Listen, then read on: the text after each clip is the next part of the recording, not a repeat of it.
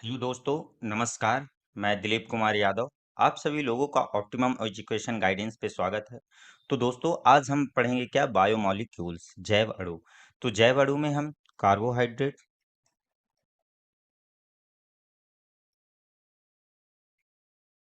वसा, protein, vitamin और enzyme,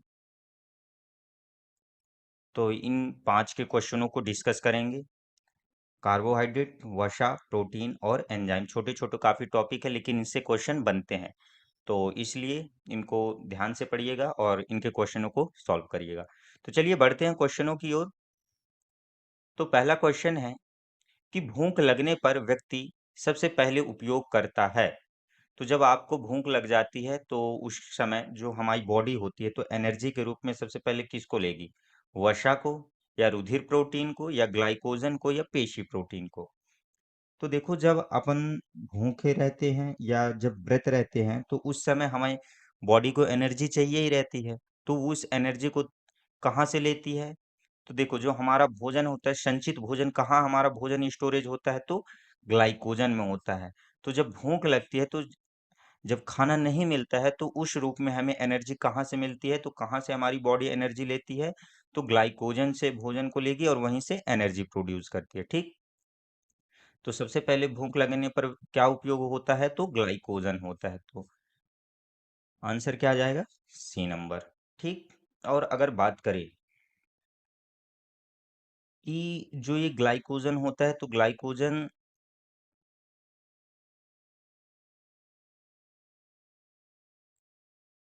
ठीक, तो चलिए बढ़ते हैं नेक्स्ट क्वेश्चन की ओर। अगला है, शरीर में ऊर्जा का मुख्य स्रोत है। तो शरीर में ऊर्जा का मुख्य स्रोत क्या है? प्रोटीन्स, विटामिन्स, कार्बोहाइड्रेट्स या लिपिड्स। तो देखो, जो हमारी बॉडी होती है, तो बॉडी को सबसे इंस्टेंट एनर्जी कहाँ से मिलती है? तो सबसे इंस्टेंट एनर्जी मिलती है किससे? कार्बोहाइड्रेट से। तो जो ऊर्जा का मुख्य स्रोत होता है वह क्या होता है? कार्बोहाइड्रेट। और बात करें कि कार्बोहाइड्रेट से हमें कितनी एनर्जी मिलती है, तो कार्बोहाइड्रेट से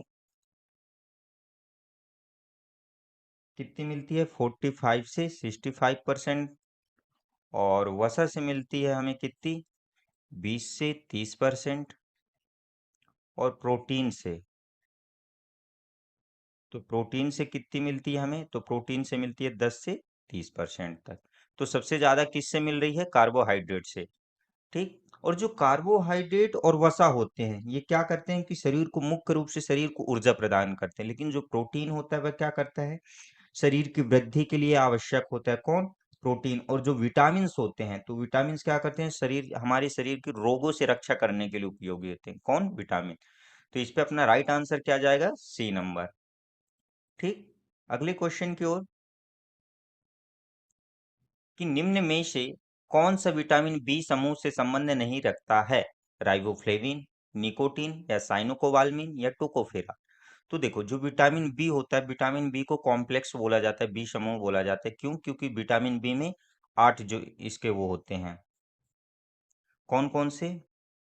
B 1, B 2, B 3, B 5, B 6, B 9 और बी 12। बी 6, सॉरी, बी 7 भी होगा। बी 7, बी 9 और बी 12। कितने हो गए? 8। तो विटामिन बी 1 का रासायनिक नाम क्या होता है? थायमिन। बी 2 का रासायनिक नाम क्या होता है? राइबोफ्लेविन।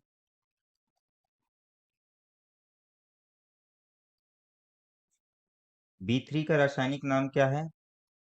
निकोटेनिमाइड, या नियासिन भी बोल देते हैं। निकोटिनामाइड। बी 5 का पेंटोथेनिक अम्ल। पेंटोथेनिक अम्ल। बी 6 का पायरिडॉक्सिन।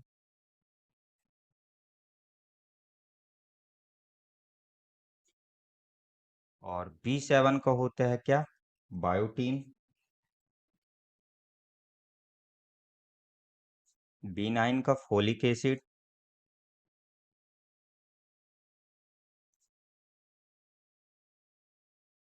और B12 का होता है क्या? साइनोकोबाल्मिन।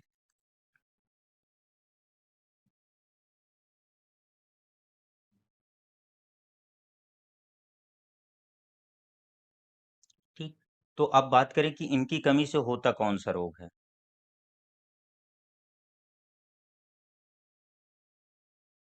तो B1 की कमी से कौन सा रोग होता है?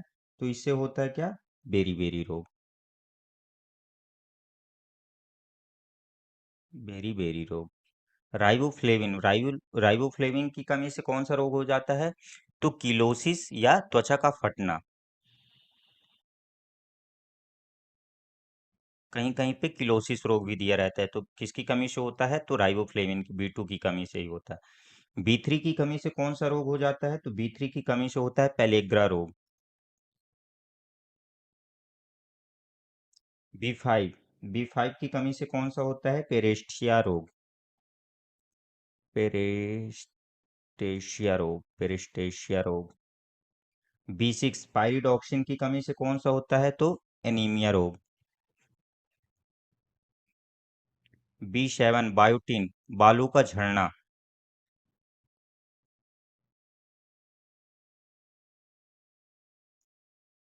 B9 फोलिक एसिड, तो इसकी कमी से होता है मैग्लोब्लास्टिक एनीमिया रोग। Megaloblastic anaemia. और B12 की कमी से होता है क्या? पार्किंसन एनीमिया रोग। पार्किंसन एनीमिया रोग।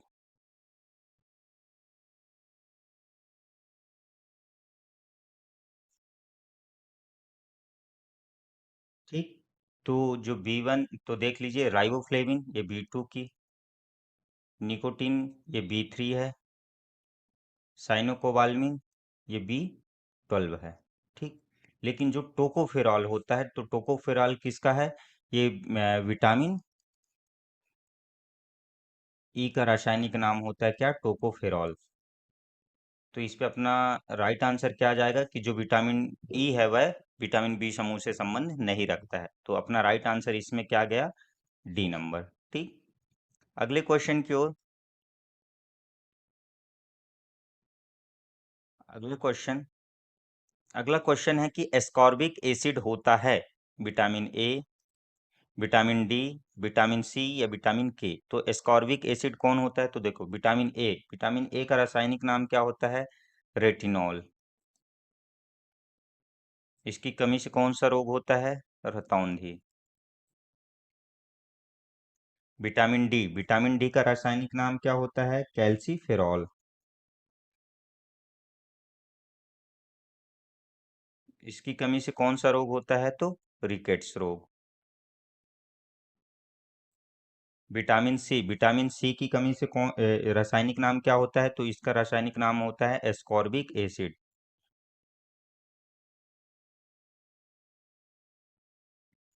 इसकी कमी से कौन सा रोग होता है? तो स्कर्वी। ठीक। अगला है विटामिन के का रासायनिक नाम क्या होता है? फिलोक्विनोन। तो इसकी कमी से कौन सा रोग हो जाता है? रक्त का थक्का न जमना।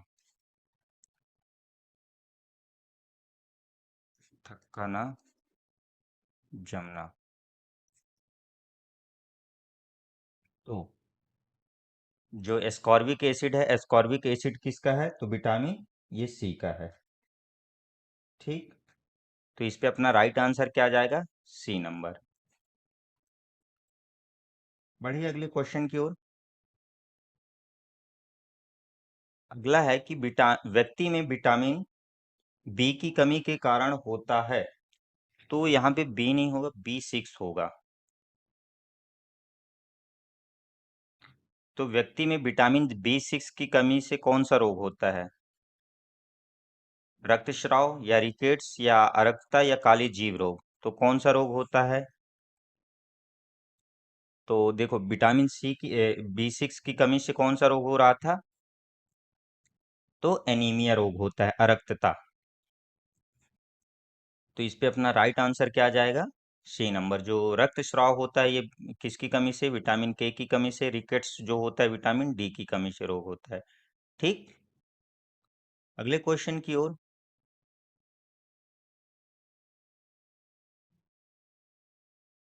अगला क्वेश्चन है, विटामिन ए उत्तरदायी है रोडोप्सिन या रतौंधी या सूत्रण रोग या पेलेग्रा रोग। तो विटामिन ए, अभी हमने बताया था कि विटामिन ए का रासायनिक नाम क्या होता है? रेटिनॉल। तो इसकी कमी से कौन सा रोग होता है? तो इसकी कमी से होता है रतौंधी। तो राइट आंसर क्या आ जाएगा? B number. अगला क्वेश्चन, निम्न में से कौन सा अपने वशीय अम्ल से प्राप्त नहीं हो सकता? Vitamin A, vitamin C, vitamin D या विटामिन ई। तो देखो, जो फैट सॉल्यूबल विटामिन होते हैं, तो फैट सॉल्यूबल विटामिन कौन कौन से होते हैं? अपने वसा में घुलनशील विटामिन कौन कौन से होते हैं? तो इनको याद करने की ट्रिक है कीड़ा। ठीक, मतलब विटामिन के, विटामिन ई, विटामिन डी और विटामिन ए, ये सभी कैसे हैं? ये फैट सॉल्यूबल हैं। और वाटर सॉल्यूबल की बात करें, तो वाटर सॉल्यूबल कौन कौन से हैं? तो बी और सी। तो वसी अम्ल से प्राप्त नहीं हो सकता, तो वसी अम्ल से कौन प्राप्त नहीं होगा? ए, सी, डी या ई। तो कौन नहीं होगा? तो इसमें से जो वसी अम्ल से प्राप्त नहीं होगा तो कौन है? Vitamin C. ठीक, तो इस पे अपना राइट आंसर क्या आ जाएगा? B number. अगले क्वेश्चन की ओर। विटामिन बी की कमी से कौन सा रोग होता है? यहाँ पे बी नहीं होगा, यहाँ पे B2 कर लीजिए। ठीक, तो विटामिन B2 की कमी से कौन सा रोग होता है? किलोसिस, परनीशियस एनीमिया या बेरीबेरी या स्कर्वी रोग। तो विटामिन B2 की कमी से कौन सा रोग होता है? तो देखो, जो स्कर्वी है यह विटामिन सी की कमी से, बेरीबेरी B1 की कमी से, जो परनीशियस एनीमिया होता है यह विटामिन B12 की कमी से होता है, और जो किलोसिस होता है वह किसकी कमी से? तो विटामिन B2 की कमी से। इसी को किलोसिस या त्वचा का फटना रोग बोलते हैं। इसका रासायनिक नाम क्या है? राइबोफ्लेविन।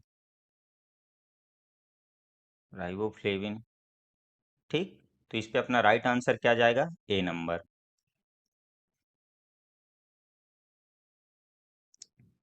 यहाँ पे जो हमने परकिंसन एनीमिया बताया था, तो ये परकिंसन एनीमिया नहीं, परनीशियस एनीमिया है, सॉरी, इसको सुधार लीजिएगा। Pernicious anaemia. ठीक,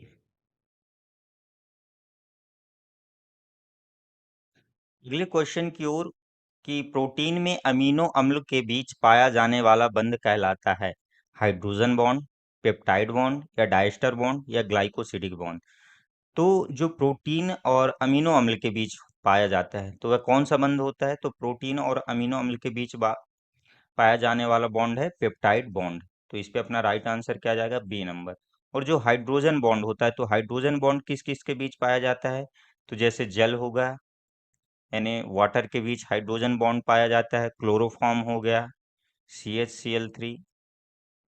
तो इन सब के बीच कौन सा बॉन्ड पाया जाता है? Hydrogen bond. लेकिन जो प्रोटीन और अमीनो अम्ल के बीच होता है वह कौन सा पाया जाता है? Peptide bond. तो इस पे अपना राइट आंसर क्या आ जाएगा? B number. अगले क्वेश्चन की, सेलुलोज होता है, तो सेलुलोज कैसा है? प्रोटीन, द्रव या पॉलीसैकेराइड या अमीनो एसिड।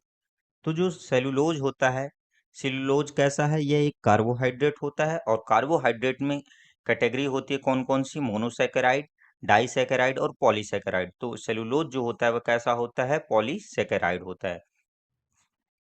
मतलब कि इसमें जो ग्लूकोज होता है वह 2 या 2 से अधिक पाया जाता है, मतलब इसमें समथिंग 4 ग्लूकोज के अणु पाए जाते हैं, ठीक। तो सेलुलोज कैसा होता है, पॉलीसैकेराइड होता है। तो इस पे अपना राइट आंसर क्या आ जाएगा, सी नंबर। अगले क्वेश्चन की ओर, कि खाद्य तेलों में पाए जाते हैं अमीनो अम्ल, संतृप्त वसीय अम्ल या कार्बोक्सिलिक अम्ल या असंतृप्त वसीय अम्ल। तो जो खाद्य तेल होते हैं, खाद्य तेल मतलब वनस्पतिक तेल। वनस्पतिक तेल कौन कौन से होते हैं, तो जो से वनस्पतिक तेल में आ जाते हैं, जैसे सोयाबीन का तेल हो गया, मूंगफली, सूर्यमुखी, ये कैसे हैं, वनस्पतिक तेल होते हैं, ठीक। तो जो ये वनस्पतिक तेल होते हैं, तो इनमें क्या होता है, इनमें जो फैट होती है, वसा होती है, वह कैसी होती है, असंतृप्त होती है। ये कैसे हैं, असंतृप्त वसीय अम्ल है, जो हमारी बॉडी के लिए, हमारे शरीर के लिए कैसे होते हैं, नुकसानदेह होते हैं, ठीक। तो जो खाद्य तेलों में क्या पाए जाते हैं, असंतृप्त वसीय अम्ल पाए जाते हैं। तो राइट आंसर अपना जाएगा डी नंबर। अगला क्वेश्चन, कि ऐसे अमीनो अम्ल जो जंतुओं के शरीर में संश्लेषित नहीं होते हैं कहलाते हैं। तो देखो, तो वह क्या कहलाएंगे, आवश्यक अमीनो अम्ल कहलाएंगे या अनावश्यक अमीनो अम्ल कहलाएंगे या सक्रिय अमीनो अम्ल कहलाएंगे या ऊर्जा देने वाले अम्ल कहलाएंगे। तो कौन कहलाएंगे, तो देखो कितने टाइप के अमीनो अम्ल होते हैं, तो 20 प्रकार के अमीनो अम्ल होते हैं। तो जिनमें से 10 अमीनो अम्ल कैसे होते हैं, तो 10 अमीनो अम्ल कैसे होते हैं जिनको हमारी बॉडी क्या कर लेती है, संश्लेषित कर सकती है। और 10 ऐसे होते हैं जिनको हमारी बॉडी संश्लेषित नहीं करती। तो जो संश्लेषित नहीं करती है, तो उनको हमें कहाँ से लेना पड़ता है, बाहर से लेना पड़ता है, बाहरी स्रोतों के माध्यम से लेते हैं। तो जो बाहरी स्रोतों के माध्यम से लेते हैं, तो उनको क्या बोलते हैं, आवश्यक अमीनो अम्ल बोला जाता है, ठीक। तो कितने होते हैं, 10 आवश्यक अमीनो अम्ल होते हैं और 10 अनावश्यक अमीनो अम्ल होते हैं। तो अमीनो अम्ल जो जंतुओं के शरीर में संश्लेषित नहीं होते हैं, तो जो जंतुओं के शरीर में संश्लेषित नहीं होते हैं, तो उनको क्या करेंगे, बाहरी स्रोतों से लेंगे। तो वो क्या कहलाएंगे, आवश्यक अमीनो अम्ल कहलाएंगे। तो आवश्यक अमीनो अम्ल कहलाते हैं। तो अपना राइट आंसर क्या आ जाएगा, ए नंबर। अब बात करें कि जो आवश्यक अमीनो अम्ल होते कौन कौन है, तो 10 देखो कौन कौन से होते हैं, वेलाइन,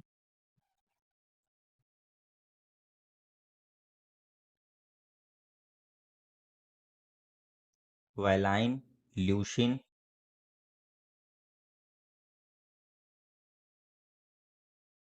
इलोल्यूशिन,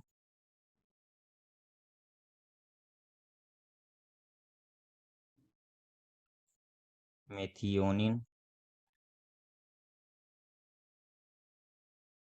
और phenylalanine, phenylalanine, tryptophan,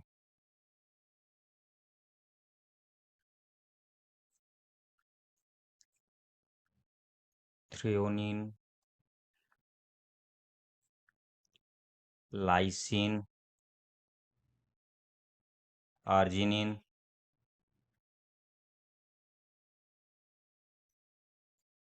और हिस्टिडीन।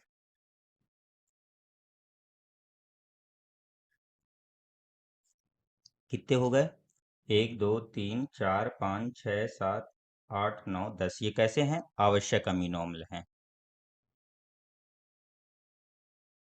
आवश्यक अमीनो अम्ल, ठीक। तो उनको क्या कहते हैं, अपन आवश्यक अमीनो अम्ल कहते हैं। तो इस पे अपना राइट आंसर क्या गया, ए नंबर। अगले क्वेश्चन की ओर, अगला क्वेश्चन है, सरलतम अमीनो अम्ल हैं। तो सरलतम अमीनो अम्ल कौन है, एलानिन या ग्लाइसिन या लुइसिन या वेलिन। तो सबसे सरलतम अमीनो अम्ल कौन है, तो देखो, तो इसमें से जो ग्लाइसिन होता है, कैसा होता है ये? आवश्यक अमीनो अम्ल होता है, और जो क्या होता है कि सबसे सरल अमीनो अम्ल कहलाता है। कौन? ग्लाइसिन। क्यों? क्योंकि जो ये ग्लाइसिन होता है ये एक कार्बोक्सिलिक समूह का बना हुआ होता है। ठीक। और इसकी कोई प्रकाशिक गतिविधि भी नहीं होती है। ठीक। और जो ग्लाइसिन का कार्य होता है, तो ग्लाइसिन का कार्य क्या होता है कि जो केंद्रीय तंत्रिका तंत्र होती है, तो उसको यानी कि प्रतिऑक्सीकारक का काम करता है। कौन? ग्लाइसिन। तो सबसे सरलतम अमीनो अम्ल कौन है? ग्लाइसिन होता है। ठीक। अगले क्वेश्चन की ओर। ग्लूकोज है, तो ग्लूकोज कैसा है? पायरेनोज पेंटोज शर्करा, या फ्यूरेनोज पेंटोज शर्करा, या कीटोज हेक्सोज शर्करा, या एल्डोज हेक्सोज शर्करा। तो ग्लूकोज होता है, कैसा होता है? ग्लूकोज का फॉर्मूला क्या होता है? C6H12O6। तो ग्लूकोज कैसा है? तो इसमें अगर शुगर की बात करें तो शुगर कौन सी होती है? तो इसमें हेक्सोज शुगर होती है। तो ये दोनों ऑप्शन तो क्या हुए? गलत हुए। ठीक। लेकिन अगर बात करें कि इसमें कौन सा ग्रुप पाया जाता है, तो इसमें पाया जाता है क्या? एल्डिहाइड ग्रुप, एल्डोज ग्रुप पाया जाता है। ठीक। तो ये कौन सा हो जाएगा? एल्डोज हेक्सोज शर्करा हो जाएगा इस पे राइट आंसर। ठीक। इसमें कीटोन ग्रुप तो पाया नहीं जाता। ठीक। अगले क्वेश्चन की ओर, कि राइबोज क्या है? मोनोसैकेराइड, डाइसैकेराइड, पॉलीसैकेराइड, या कोई भी नहीं? तो जो राइबोज होती है, तो राइबोज कैसी होती है? तो देखो, राइबोज का फॉर्मूला क्या होता है? C5H10O5। मतलब ये कैसी है? पेंटोज शर्करा है। और जो पेंटोज शर्करा होती है वह कैसी होती है? मोनोसैकेराइड होती है।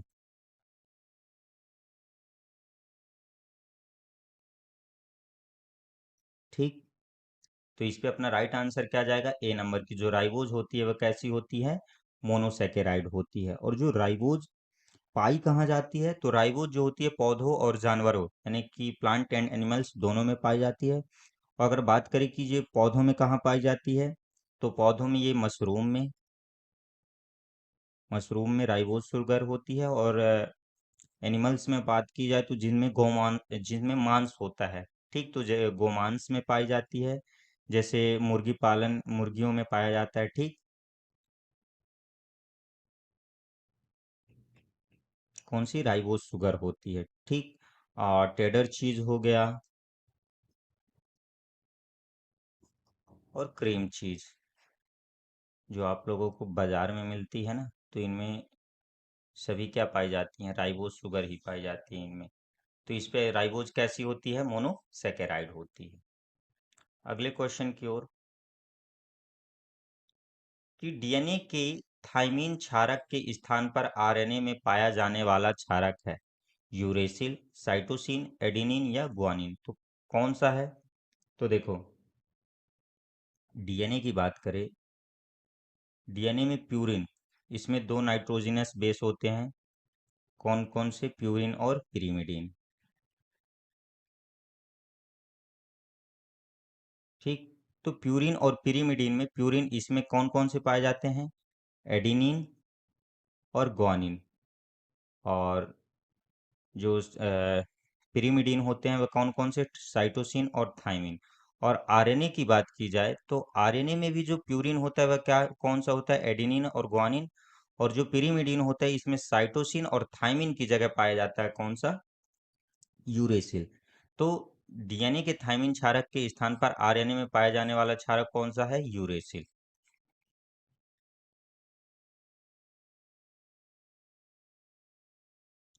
तो इस पे अपना राइट आंसर क्या जाएगा? ए नंबर। ठीक।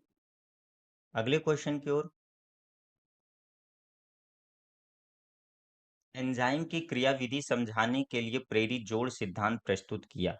एमिल फिशर ने, या डी कोशलैंड ने, या नार्थरॉप ने, या कुहन ने? तो जो एंजाइम की क्रियाविधि होती है, तो उसके लिए दो सिद्धांत दिए गए थे। कौन कौन से? एक था ताला चाबी सिद्धांत, और दूसरा है प्रेरित जोड़ सिद्धांत।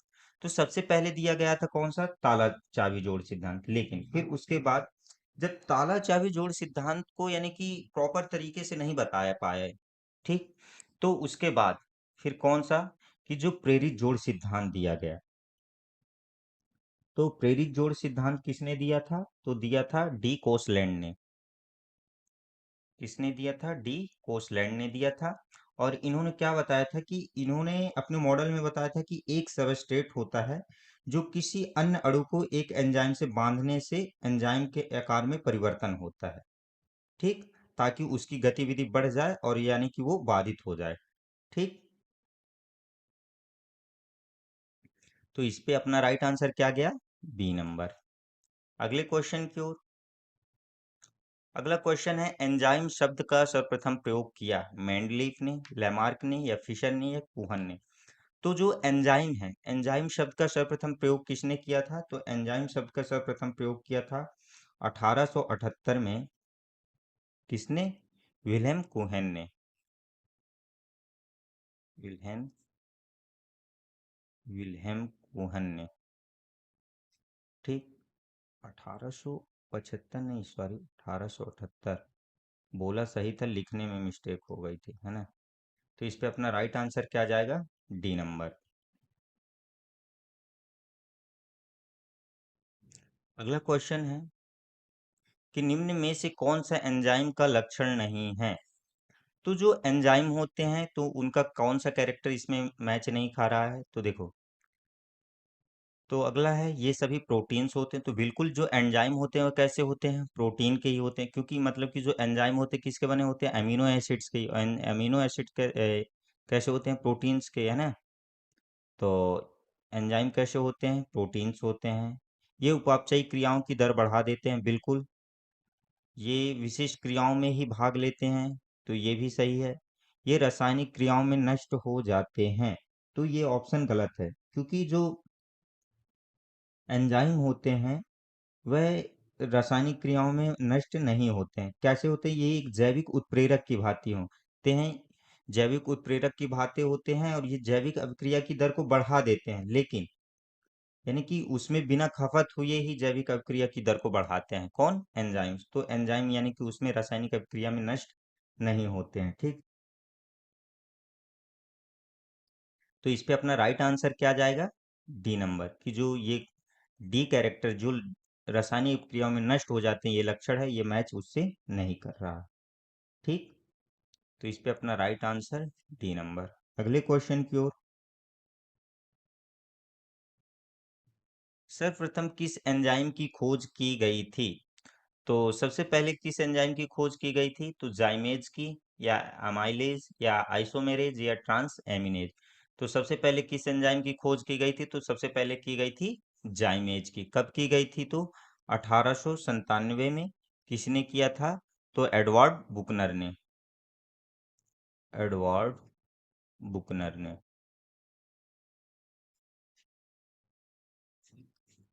तो अपना राइट आंसर क्या गया, ए नंबर।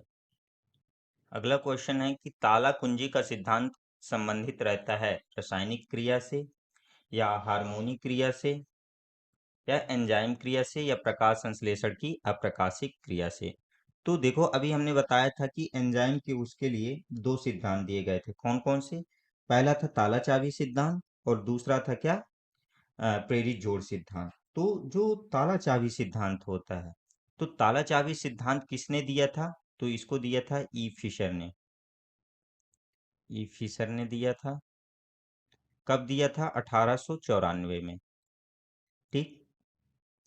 तो जो ये ताला चाबी सिद्धांत है, तो ताला चाबी सिद्धांत में उन्होंने क्या बताया था, तो ताला चाबी के सिद्धांत में उन्होंने बताया था कि जो ताला होता है वह एंजाइम की संरचना के जैसे ही होता है, और उसमें एक खांचा होता है, तो जो कि सॉकेट, जो किसकी भांति होता है, जो एक्टिव साइट होता है, एक्टिव साइट की भांति ही उसमें एक खांचा होता है।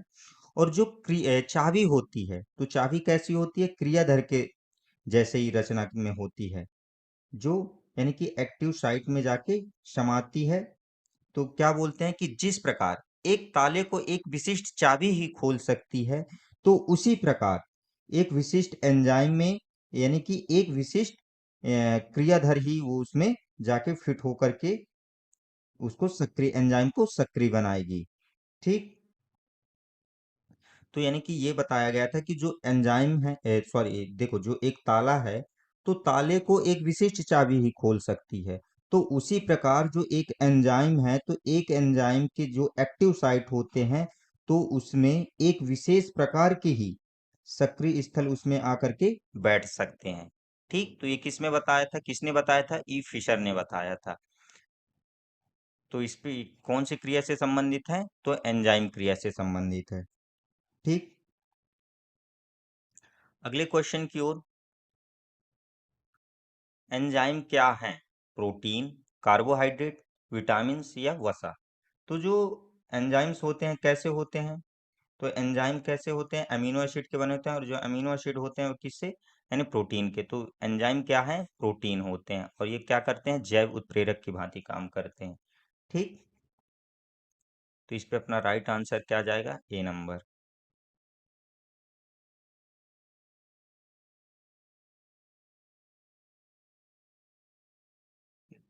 अगला क्वेश्चन है कि वह एंजाइम जो स्टार्च का जल अपघटन कर माल्टोज में बदल देता है कहलाता है। तो स्टार्च का जल अपघटन करना, हाइड्रोलाइसिस होकर के माल्टोज में बदलना, कौन बदलता है, प्रोटीनेज बदलेगा, या एमाइलेज, या लैक्टेज, या माल्टेज? तो कौन बदलता है, तो एमाइलेज। तो जो एमाइलेज एंजाइम होता है वह क्या कर देता है कि स्टार्च जो मंड होता है उसको किस में बदल देता है, माल्टोज में बदल देता है। ठीक, तो इस पे अपना राइट आंसर क्या गया, बी नंबर। अगला क्वेश्चन है कि एंजाइम सक्रियता प्रभावित होती है तापमान से, पीएच से, या क्रियाधार सांद्रता से, या उपयुक्त सभी से? तो देखो, जो हमारी एंजाइम्स होते हैं, तो एंजाइम किस किस से, तो यानी कि ये तापमान से, तापमान और पीएच के प्रति काफी संवेदनशील होते हैं, तो ये बिल्कुल उससे प्रभावित हो सकते हैं। ठीक, तापमान से भी प्रभावित हो सकते हैं और पीएच से भी, और जो क्रियाधार सांद्रता है तो उससे भी ये प्रभावित होते हैं। ठीक, तो इस पे अपना राइट आंसर क्या जाएगा कि यानी कि ये उपयुक्त सभी से, तो ये सभी से जो एंजाइम सक्रियता है वह सभी से प्रभावित हो जाती है। ठीक, अगले क्वेश्चन की ओर, किस सह एंजाइम होता है, जो को एंजाइम होता है वह कौन होता है, अधिकतर एक विटामिन, या अकार्बनिक पदार्थ, या अधिकतर एक धातु, या एक विटामिन? तो जो सह एंजाइम होते हैं, को एंजाइम होते हैं, वह कैसे होते हैं, जो को एंजाइम होते हैं मोस्टली, यानी कि ये विटामिन या उसके व्युत्पन्न के बने होते हैं। ठीक, तो जो को एंजाइम होते हैं वही विटामिन और यकी, यानी कि विटामिन के ही व्युत्पन्न के बने होते हैं। तो जो सह एंजाइम है वो कैसा होगा, अधिकतर एक विटामिन हो। इस पे अपना राइट आंसर क्या जाएगा, ए नंबर। ठीक, अगला क्वेश्चन कि निम्नलिखित में से कौन पॉलीमरिक कार्बोहाइड्रेट नहीं है, फ्रक्टोज, इनुलिन, काइटिन और सेल्यूलोज? तो देखो, जो फ्रक्टोज होता है वह कैसा होता है, तो यह मोनोसेकेराइड है, और बाकी ये जो इनुलिन है, काइटिन है, सेल्यूलोज है, ये सभी कैसे हैं, पॉलीसेकेराइड है। ठीक, तो इस पे अपना राइट आंसर क्या जाएगा कि जो पॉलीमरिक कार्बोहाइड्रेट नहीं है, तो कौन नहीं है, फ्रक्टोज नहीं है। क्यों, क्योंकि यह कैसा है, मोनोसेकेराइड है। तो इस पे अपना राइट आंसर क्या जाएगा, ए नंबर। अगर बात करें कि कार्बोहाइड्रेट, तो कार्बोहाइड्रेट देखो, मोनोसेकेराइड, डाइसेकेराइड और ट्राइसेकेराइड, और फिर इसके बाद आता है पॉलीसेकेराइड। तो मोनोसेकेराइड में कौन कौन से आते हैं, तो मोनोसेकेराइड में आते हैं ग्लूकोज, फ्रक्टोज, गैलेक्टोज और राइबोज। कैसे हैं मोनोसेकेराइड, और डाइसेकेराइड की बात करें तो डाइसेकेराइड में आता है कौन कौन से, माल्टोज, लैक्टोज और सुक्रोज। कैसे हैं, डाइसेकेराइड। और ट्राइसेकेराइड की बात करें तो ट्राइसेकेराइड कौन सा होता है, रेफिनोज, रेफिनोज। और जो पॉलीसेकेराइड है, तो पॉलीसेकेराइड पे starch, cellulose, hemicellulose, chitin, inulin, ये सभी कैसे हैं, डाइसेकेराइड होते हैं। तो इस पे अपना राइट आंसर क्या गया है, एक नंबर। अगले क्वेश्चन की ओर, कि ज्यूटर या उभयधर्मी आयन है, वसी अम्ल या कीटो अम्ल या अमीनो अम्ल या उपयुक्त में से सभी। तो जो जुटर या उभयधर्मी आयन, तो जुटर या उभयधर्मी आयन क्या कहलाते हैं?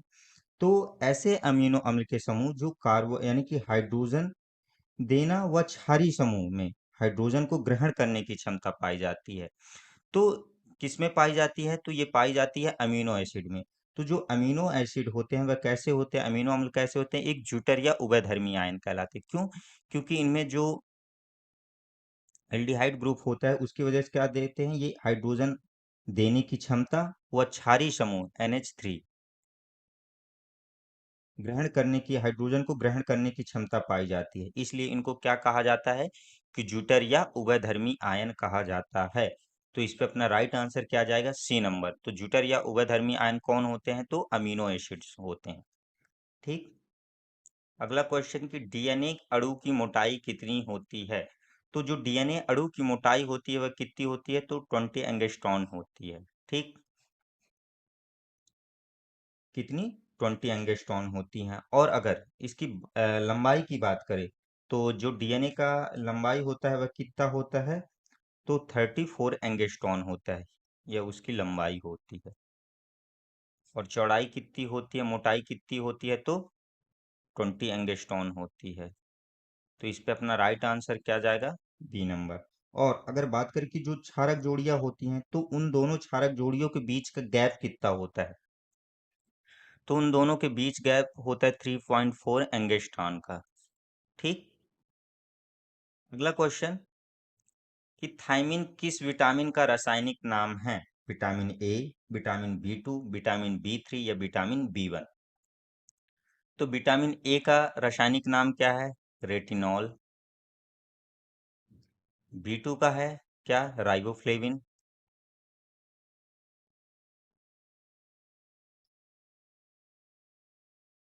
और B3 का क्या है? निकोटैनिमाइड, निकोटिनेमाइड। और B1 का क्या है? थायमिन। तो थायमिन किस विटामिन का रासायनिक नाम है? तो विटामिन B1 का। तो इस पे अपना राइट आंसर क्या आ जाएगा? B number. अगर इनके बात कर ली जाए कि इनकी कमी से कौन सा रोग होता है, तो विटामिन ए की कमी से रतौंधी, राइबोफ्लेविन की कमी से किलोसिस या त्वचा का फटना, निकोटिनेमाइड से होता है पेलेग्रा रोग, और थायमिन की कमी से होता है बेरी रोग। अगला क्वेश्चन कि रिकेट्स तथा ऑस्टियोपोरोसिस नाम रोग किस पदार्थ की कमी से होता है? तो जो ऑस्टियोपोरोसिस और रिकेट्स, ये किसकी कमी से होता है? ऑस्टियोपोरोसिस या इसी को ऑस्टोमलेशिया बोल दिया जाता है। ऑस्टिमलेशिया। ये किस पदार्थ की कमी से या किस विटामिन की कमी से होता है? तो रेटिनॉल, जो रेटिनॉल है ये किसकी कमी से? ये तो विटामिन ए, विटामिन ए का रासायनिक नाम है। ठीक।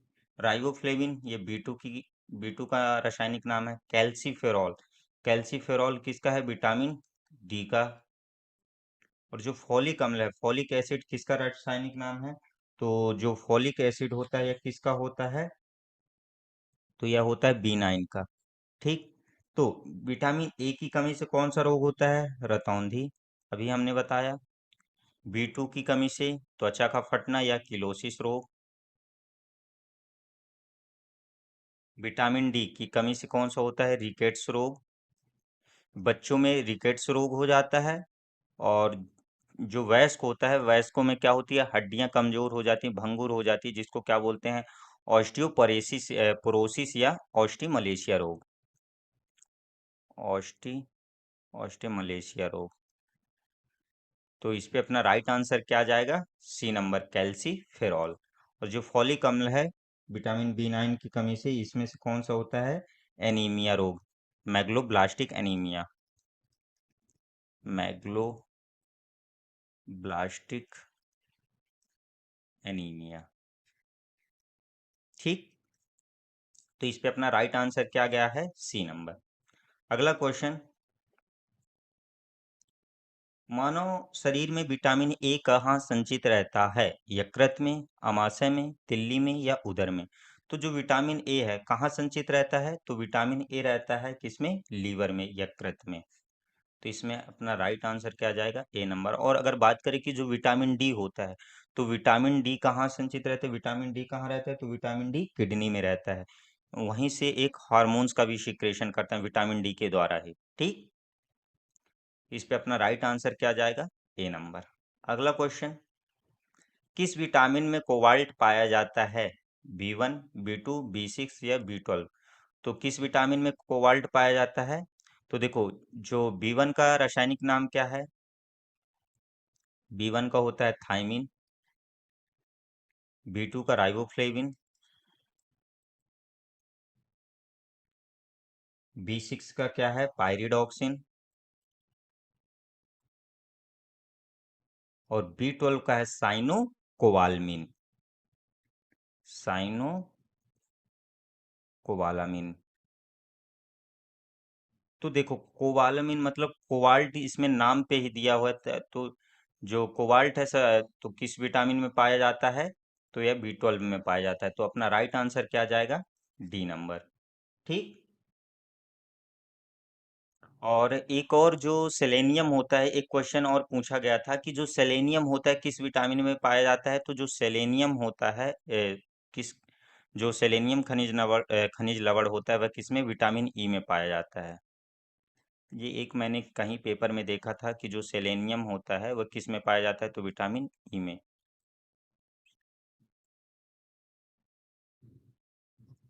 ठीक। अगले क्वेश्चन की ओर, कि सहायक आहार कारक निम्नलिखित में से किसे कहा जाता है? वसा को, हार्मोन्स को, प्रोटीन को या विटामिन को? तो देखो, एक साइंटिस्ट थे, वैज्ञानिक थे, कौन? Frederick Gowland Hopkins.